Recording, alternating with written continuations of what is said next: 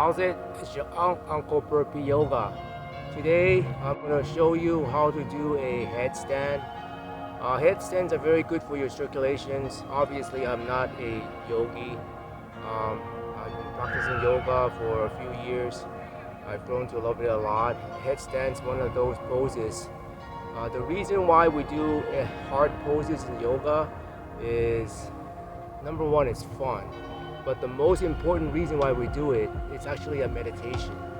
It's one of the few instances in yoga where literally you think of nothing but the pose.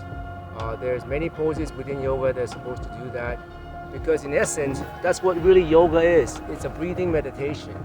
You are there to do the poses. Flexibility is a byproduct of yoga.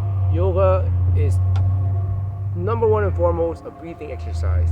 The second thing is all the poses that you do, it comes into a thing, what is called a tourniquet effect. And that is the healing factor of yoga. So those are the two main reasons why I practice. The side benefits would be added core strength, added flexibility, and fun factor, right? And also the chance of you getting hurt in yoga is very slim, and you can do it at any fitness level almost. Again, consult with your healthcare provider to make sure any type of exercise you do is going to be good for you and okay for you. Again, I'm doing this for entertainment purposes, so don't do it if you're not certain, okay? But that's the main reason for yoga. Number one is a breathing meditation. You're there for your breath to get oxygenated as you're doing your poses, and then once you're finished your pose, you release it. And the main time, you're to be mindful of the present moment. That's the hardest thing about yoga, to not think about the past or what you're gonna do after yoga, your yoga session, have dinner or whatever, but to think of the present. That's why it's called a practice. And as you and I know, the older you get, the more cluttered our minds are. As I'm doing this video right now, I'm thinking of what I'm gonna have for dinner. I mean, that's just how it is. Your brain just works multitask, whether you like it or not. Even as you're listening to me, your mind's probably wandering too. And so yoga is one of the few places that, for me anyway, that I get meditations from when I do it. It's the same thing when I do a long haul sessions in burpees. You know, a couple hundred, my mind wanders. But if I'm doing like 1,000 burpees at about maybe the 600-700 mark, I start focusing on the burpees. Like, you know, if I'm doing the next 30 burpees, I only think of the next rep, because my body's already exhausted and tired, and then you only think of that particular rep, doing the next rep. And that's why, to me, when I do a long haul sessions in burpee, I think of it as a meditation. And as you go through life, most of you folks that's on my channel are relatively young. Most of you are younger than I am. I'm pushing 60, 50 plus, and soon I'll be closer to 60 than 50. Believe me, your mind wanders a lot, and you have so many things to think about that rarely do you have a chance to just not think, aside from sleeping. Even when I'm sleeping, I'm thinking. That's why I don't get a full nice rest of sleep. Okay, but so yoga is one of the few places where I can be awake and concentrate and literally relax my mind. That's what it is. So I'm going to show you how to do a regular headstand. It's a very good inversion. It adds circulation to your brain, and it teaches your body what it's like to be quote-unquote uncomfortable. And to start off with, number one, you want to do it in grassy area, and you don't want to do it in concrete. You could, but I don't suggest it. So the first thing you want to do is want to be able to, I want to adjust the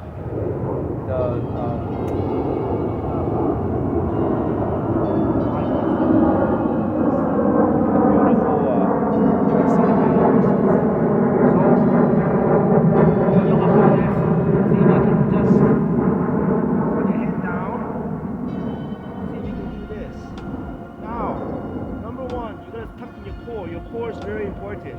You have to suck in your core if you bring your leg up. So the first thing I would try is to bring your leg like this and see if you can like tiptoe bounce like that. Right? So you can do it with one leg and you do the other one too and tiptoe. And tiptoe. That's what you're trying to do, right? So once you can do it, you can bring both up just like that.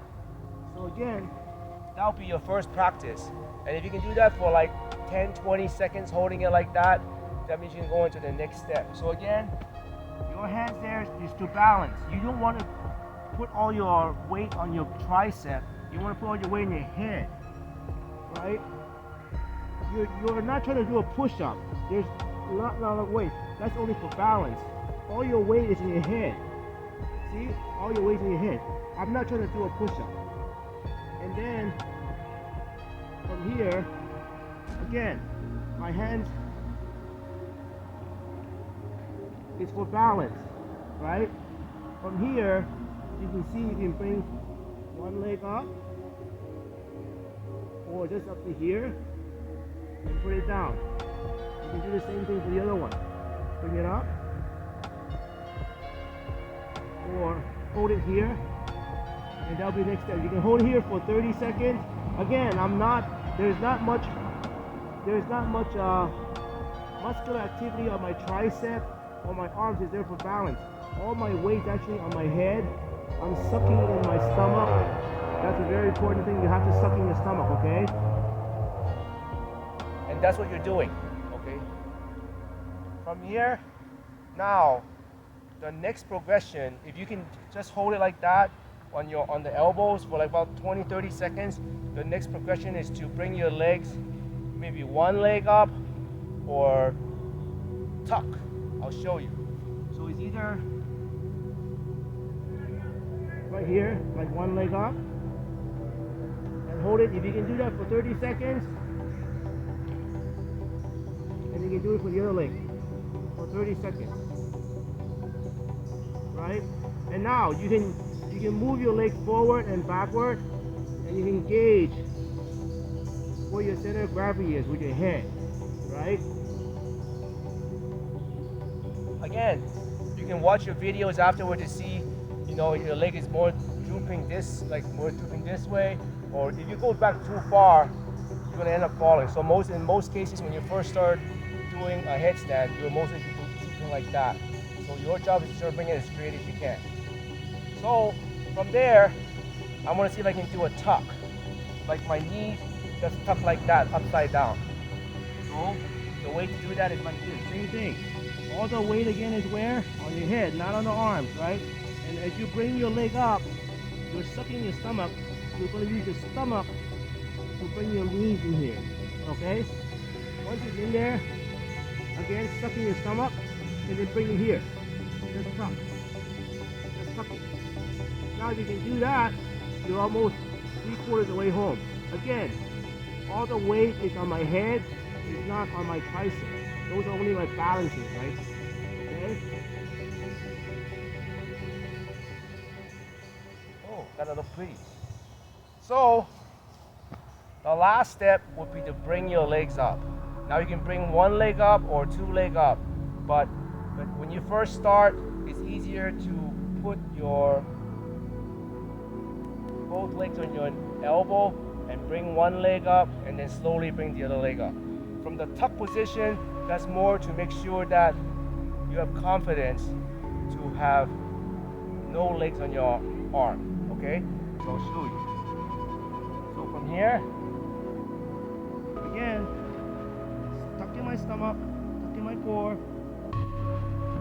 All the weight is going to be as much as I can onto my head, right? From here, bring it here, bring it here. From here, I'll bring one leg up. When I think I can do it, I'll bring the other leg up. Okay? And from here, what you want to do is to squeeze your butt. Because if you squeeze your butt, your leg's going to straighten up. And then now you're going to play with the ratio. Now another one you can do too is like a split like this to balance. That's an easy balance too, because you can move both legs to balance. Okay? But by squeezing your butt, now hold on the core. As I'm bringing my leg up, I'm holding my core and squeezing my butt. I'm not using my back to bring anything up. Okay? That's a very important thing. And as you're standing here and you squeeze your butt, you're going to get straighter and straighter. And again, my forearms and my tricep and my arms are I'm not there to bear the weight of my body, where my head is. That's the reason why I can do like a hold like this for 3+ minutes, because I'm not using my arms, okay? And they're coming down. So I'm gonna put maybe a video here to show that you can do a headstand for a long time. And the reason why you can do it because it works on your shoulder a lot and your tricep. But the more you balance on your head, the less you use of this and the longer you can stay up there. And the whole thing is just balancing. And that's why it's such a good meditation. Because as I'm doing that, all I'm doing is thinking of the balance. Like I don't want to fall back, and that in itself, I'm thinking of nothing. I literally cannot think of anything else. And that's why I like to do balancing poses. I just like, if you've seen all my yoga that I've done, all the full sessions where I don't talk, I do a lot of balancing poses, because every time I go into one, especially if it's a long one, I literally think of nothing, and I enjoy that a lot. Thinking of nothing. Go figure, right? I mean, that's the essence of life. Yeah. I mean, whether you believe we're here only once or multiple times, I firmly believe that I've been here before. I believe in Him, yes I do, but at the same time, I think that the reason why we're put on earth is to experience. You know, there's nothing that on earth that's been put in here that He hasn't given us to go through. So we are here for experience, good or bad, and it's our job as a human being to get through it. Every day be a better version of yourself than yesterday. And that is the goal I'm trying to live. You know, try to gather as much experience as I can. That's one of the reasons why I started doing eating different foods around the world, simply because it's there. I mean, of course I like the food that I've always eaten for my 50+ years, but I've never tried all these other food. How do I know I don't even like it until I try it? Now I'm not telling you to try drugs or anything like that. Don't do that. I mean, try things that is good for you, not just anything and everything, right? Like I would like to do bungee jumping, but right now at this position in my life, because I got dependents, my kids to take care of, I don't want to, have a freak accident and not be there for them, right? Like one of the baseball players, that happened to them, right? He was flying a plane, boom, he's gone. Multi-millionaire, phenom baseball player, because he chose to do something reckless. I mean, the chance is slim there'll be an accident, but it's theirs. I don't want to risk that because I want to make sure I'm there for my family when they need me. Now, when they're independent, then I'll be doing skydiving, bungee jumping, and all the things that I wanted to do because I wouldn't have any more responsibility. And that's the other thing about life. You need to be responsible. If nobody ever taught you that, I'm so sorry, but you need to be responsible, right? And when you have kids, one of the things that someone told me, someone very close to me told me is, when you have kids, they did not choose to be born. You chose to have them.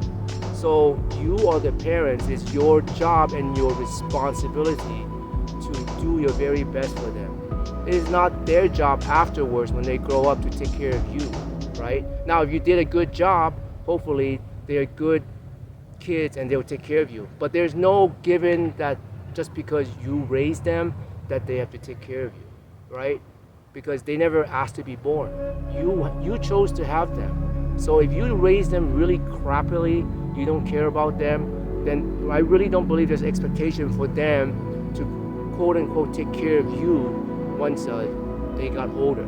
If you did a very bad job, I don't understand why they need to take care of you. Now again, it's my opinion and I live by that, right? I hope I did the best for my kids. At the end of the day, when they grow up and they become successful, if they don't want to take care of me, it's fine, because I did my job because I chose to have them. And I do my best. Same thing with my dogs, right? And my birds and my fishes. I always do my best to take care of them because they never asked me to be their owner. I picked them, right? So if I treat my dogs bad, I'm a bad human, man. I chose them. They never chose me. They don't deserve to have a bad life because I'm a dick dog owner. So I don't want to be one of those. I want to be a good owner. I mean, you got to take responsibility to whatever that you choose to have or to work with. And where am I getting it? I have no clue. But if you're listening that far, please like and subscribe. It's your Uncle Burpee Yoga. I do these type of sessions because hopefully, when I'm no longer here and YouTube is still there, that my kids can come back and listen.